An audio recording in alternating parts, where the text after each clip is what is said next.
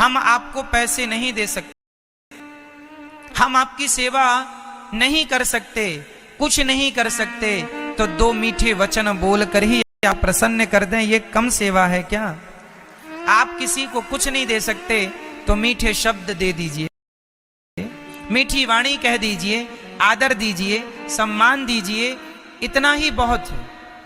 आज का आदमी धन दौलत का भूखा नहीं है, आज का व्यक्ति सम्मान का भूखा है। आपने प्यार से हंसकर बात कर ली, आपने सामने वाले को आदर दे दिया, वो खुश है। कोई पैसा लेने नहीं आता, कोई धन का भूखा नहीं है, सब अपने स्वाभिमान से जीते हैं, स्वाभिमानी है और सम्मान चाहते हैं सब लोग। तो हम सबको चाहिए कि हम एक दूसरे को सम्मान देना सीखें, आदर सबके लिए हो।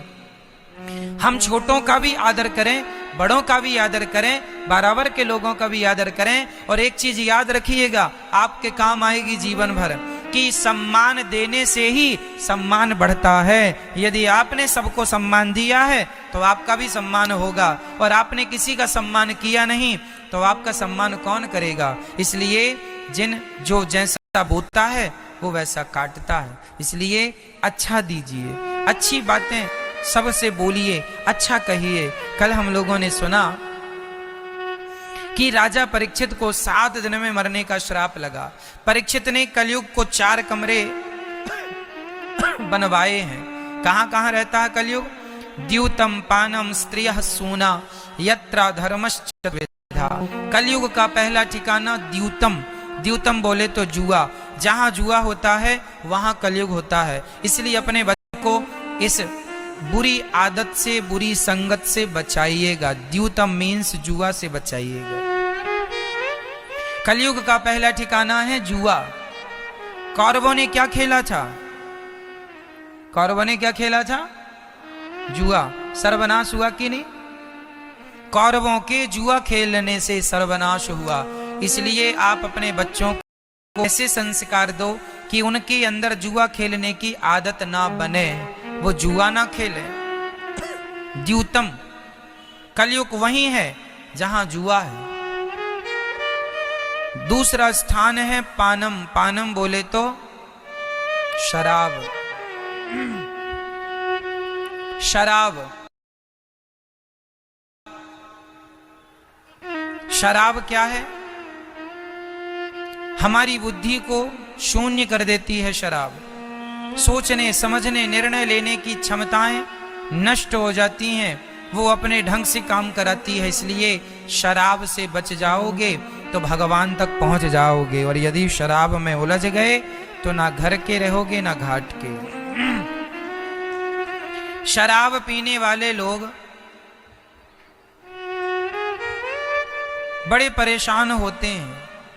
उन्हें लगता है कि वो शराब पीकर अच्छा कर रहे हैं। अरे भाई, शराब की बोतल में ही लिखा है शराब पीना स्वास्थ्य के लिए हानिकारक है।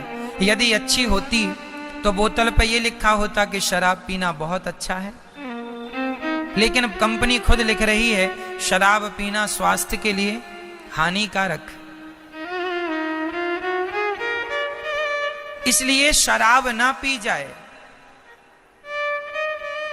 शराब के बिना जिंदगी बहुत अच्छी चलती है।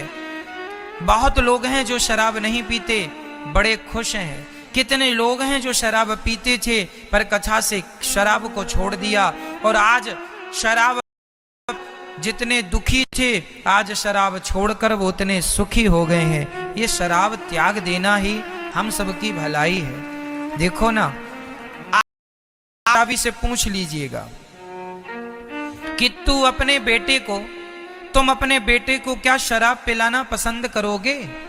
तो हर शराबी बाप यही कहेगा मैं अपने बच्चों को शराब नहीं पिलाऊंगा। यदि अच्छी होती तो तुम अपने बच्चों को भी पिलाते, पर तुम्हें डर लगता है कि मेरा बेटा शराबी ना बन जाए। मतलब गलत है ना शराब, बुरी है ना शराब। इसलिए तो कोई बाप अपने बेटे को शराब पिलाना नहीं चाहता। इसलिए तो कोई माँ अपने बेटे को शराब पिलाना नहीं चाहती। अच्छी होती तो माँ ना पिलाती। अरे दूध अच्छा है इसलिए माँ दूध पिलाती, रोटी अच्छी है इसलिए माँ रोटी खिलाती है। हमारे स्वास्थ्य के लिए शराब अच्छी नहीं है भाई। अच्छी होती तो माता पिता ही अपने बच्चे को शराब पिलाते। इसलिए जो अच्छी नहीं है उसका शराब किसी के लिए अच्छी नहीं है। आजकल तो शराब पीना फैशन बन चुका है। बड़े बड़े शहरों में बड़े बड़े पैसे वाले लोग यदि आप शराब नहीं पीते ना तो वो आपको मानते हैं, अरे ये तो कुछ नहीं जानता, ये तो अनपढ़ है, ये तो गंवार है। देखो कितनी गंदी सोच बन गई समाज की कि जो शराब पी रहे हैं वो लोग अपने आप को इंटेलिजेंट पढ़ा लिखा मान रहे हैं, और जो शराब नहीं पी रहे हैं उनको वो हीन दृष्टि से देखते हैं कि ये तो कुछ नहीं जानते, गांव के गंवार लोग हैं ये। अब देखिए, जो आदमी शराब नहीं पी रहा है, जो अपनी जगह पर बहुत अच्छा है, आज लोग उसे गलत ठहरा रहे हैं। ये घोर कलयुग है मेरी माँ। इस कलयुग में तो हंस में भी कमियां ढूंढेंगे, हंस को भी दोषी करार ठहराएंगे, दोषी कहेंगे। क्योंकि आजकल हंसों पर उंगलियां कौन उठा रहे हैं? कौआ। आज हंसों को गुनहगार साबित कौन करने में लगे हैं? कौए। जो शराब नहीं पीते वो हंस की तरह है, और जो पीते हैं वो कौए हैं। और आजकल कौआ हंस को गलत कह रहा है। देख लो क्या जमाना आ गया है, घोर कलयुग चल रहा है। आज शराब पीने वाले ना पीने वाले को गलत ठहरा रहे हैं। एक आदमी था वो शराब नहीं पीता था, उसका दोस्त था वो शराब पीता था। तो शराब पीने वाले ने कहा, यार मेरे दोस्त तू भी जरा एक पैक चढ़ा ले। उसने कहा, भाई मैं सत्संग करता हूँ, मैंने सुना है कि शराब गंदी है, और जो मैं अपने बच्चों को नहीं पिला सकता वो मैं क्यों पीऊं? मैं पीऊंगा तो कल मेरे बच्चे पिएंगे, उन बच्चों के भविष्य को बिगाड़ने का जिम्मेदार मैं ही बनूंगा। तो मैं अपने बच्चों का भविष्य बिगाड़ नहीं सकता, मैं शराब नहीं पीता। तो उसके दोस्त हंसने लगे, बोले आज के जमाने में तू ऐसी बातें करता है? बोले भाई साहब, जमाना आज का हो या कल का, अच्छाई तो अच्छाई ही रहेगी, सत्य तो सत्य रहेगा। मानो ना मानो ये पृथ्वी आज टिकी हुई है तो शराब पीने वालों के कारण नहीं, बल्कि शराब ना पीने वालों के कारण ये पृथ्वी टिकी हुई है। नहीं तो कल कब की रसातल में चली जाती।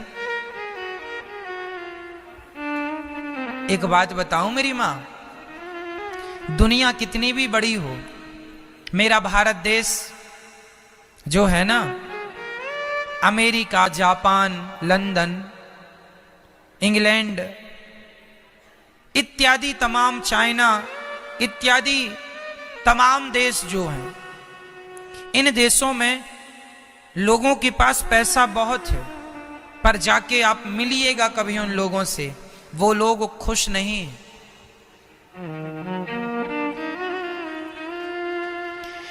विदेशों में बहुत पैसा है, विदेशों में बहुत पैसा है, पर वो लोग खुश नहीं हैं, प्रसन्न नहीं हैं।